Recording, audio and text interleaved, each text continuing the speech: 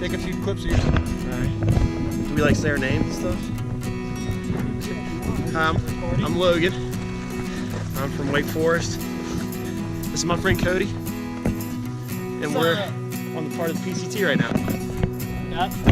And I'm gonna let Cody introduce himself. Alright. Cody. The Timberline Trail was very appealing to me because it challenged us physically, mentally, but then provided breathtaking views. It provided a real awe-inspiring view of Mount Hood. You won't get any scenery like that in any other part of the country, I don't think. It doesn't have that on the East Coast. West Coast is something totally different. It's its own animal, in a way.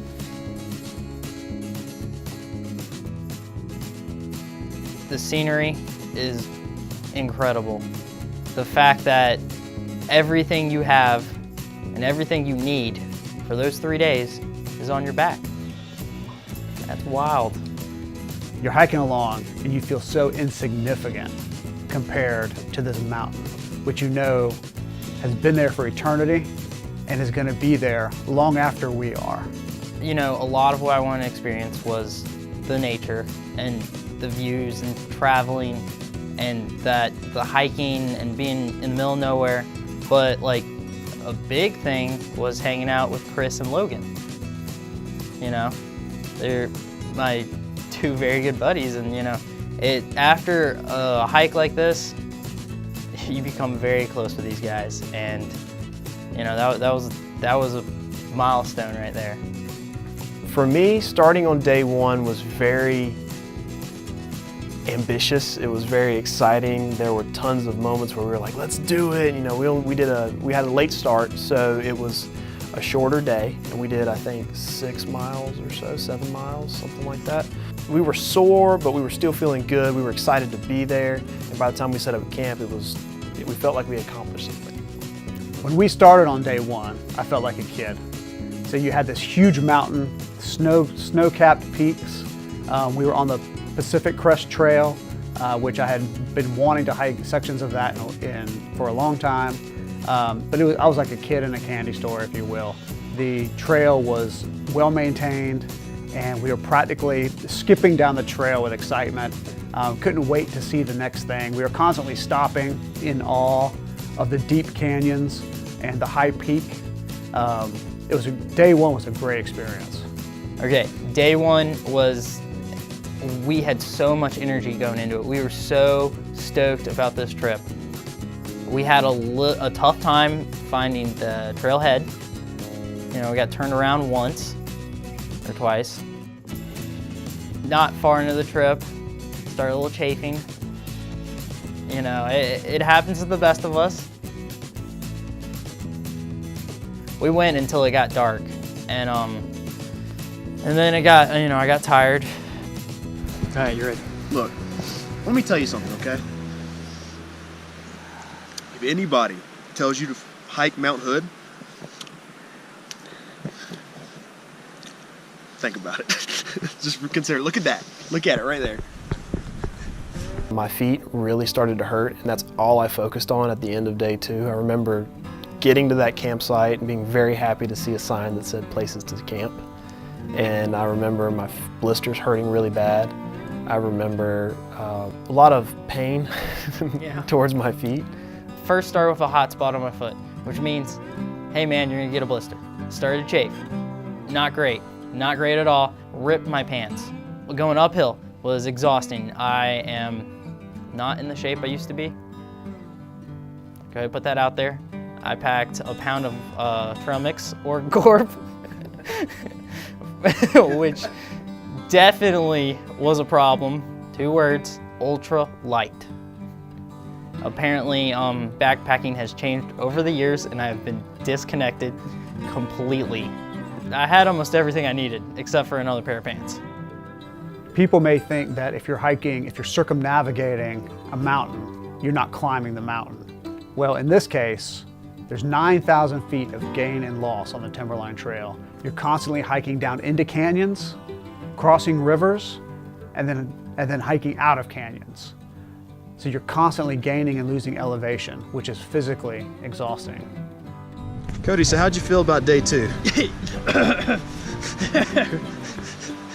Well, everything hurts. We went up and down, then we went up again, and somehow we kept going up. Tore my pants again. Got a wicked blister, me and Logan both. Just want to point out that I'm not going to show it, but he is in fact wearing tights. It's not too bad. Good morning. So today's the second day, actually third day, and man, yesterday was tough. I'm not gonna lie. We spent miles going uphill, and last night just wanted to crash. But as you can probably see behind me, morning light comes, brings a fresh day. It's beautiful. We decided we'd get on the trail early. It's like 5:45 in the morning, something like that. The morning of the third day, after we had done a major day on day 2, we had done 15 miles on day 2. In the morning of the third day, I knew we had to do 18 miles in order to complete the trail. So I knew we had to do more than we had just done on the previous day. That gets in your head. It psychs you out. Day 3 was a long day, and finishing it was tough. It was very, very tough. Morale was a lot lower, I think, than day 1. I think that we were all hurting a little bit, definitely to say the least. I know I was hurting. We packed up our stuff, we got on the trail, what was it, 6:45, 7 o'clock, we were on the trail, and we hiked 6 miles. We were on the ridge across from the campground, and we could see this little bitty building, and we had so many switchbacks. They were all steep. There was nothing easy about them. We looked at the map. We had roughly 12 miles to go, 12 rigorous miles to go, of up to the peak, and then up a little past the peak, and then I don't know, maybe even higher than that. The highest point on the Timberline Trail is about 7,500 feet. And in order to reach that point, you have to climb up this boulder field. You're talking about boulders that are anywhere from the size of a softball to basically the size of a small automobile. And you're on this trail. It is a trail, but it doesn't feel like a trail.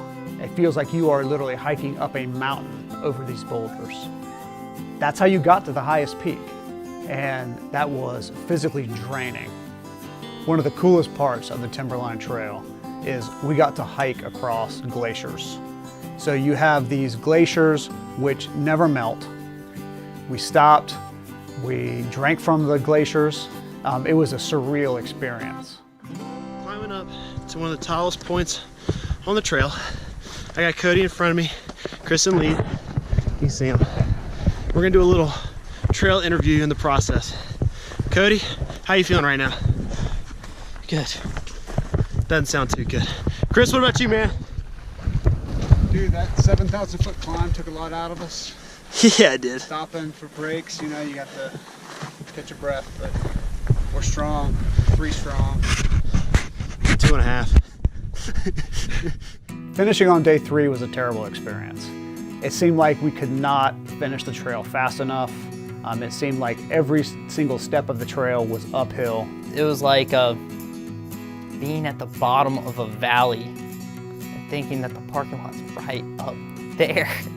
And every time I climbed up a hill, or all 3 of us did, it felt like that was the parking lot, but it wasn't. It was another hill. We had to walk through deep beach type sand in hiking boots, uphill. You could not gain any traction. It was like being at the beach with boots and just climbing up and then realizing the parking lot's not there, and then climbing up and realizing the parking lot, it's until you got there. But I do remember hitting that pavement, feeling this huge sense of relief and accomplishment. And I remember the first step I took getting onto that pavement. It was so nice, just to know that we did it and it was over. but we had accomplished something that was bigger than ourselves, and it was an experience that these pictures probably won't even explain.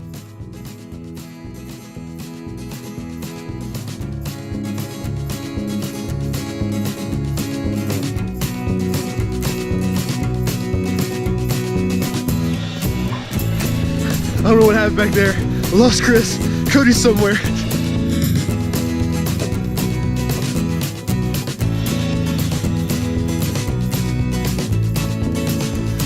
Oh, I thought you died. I don't even want to pick up my bag anymore.